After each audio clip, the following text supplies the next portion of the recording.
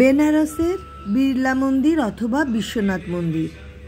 আমি এখন বিশ্বনাথ মন্দিরের সামনে দাঁড়িয়ে আছি। এই মন্দিরটিকে বিড়লা মন্দিরও বলা হয়। এখন ঢুকছি মন্দিরের মধ্যে।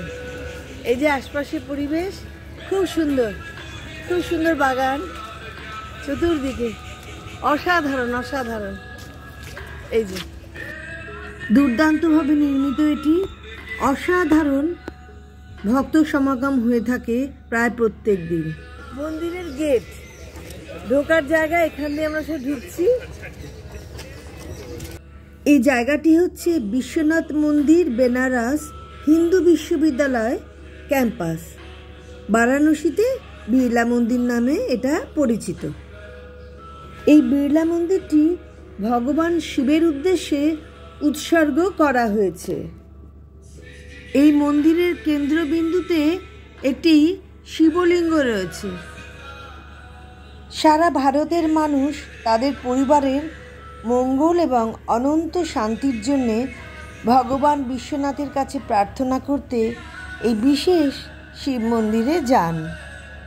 আশপাশের হিন্দু ছাত্র এবং বারাণসী ভ্রমণকারী দর্শনার্থীদের মধ্যে একটি প্রধান আকর্ষণ এই মন্দিরটি। এই মন্দিরটিকে বিশ্বনাথ মন্দির, নতুন বিশ্বনাথ মন্দির, বিড়লা মন্দির নামেও পরিচিত করা হয়েছে। কাশী বিশ্বনাথ মন্দির মনে করে কেউ যেন বিভ্রান্ত না হয়। এখানে অনেক রকম উৎসব হয়ে থাকে, যেমন মহাশিবরাত্রি, নাগপঞ্চমী, শ্রাবণ মাসের শিব পুজো, নবরাত্রি, মকর সংক্রান্তি, এইসব বিভিন্ন রকম উৎসবে মানুষরা এখানে আসেন, ভক্তরা এখানে আসেন। এটির ঠিকানা হচ্ছে হিন্দু ইউনিভার্সিটি ক্যাম্পাস, বারাণসী, উত্তর প্রদেশ। এই মন্দিরটির একতলায় রয়েছে শিবলিঙ্গ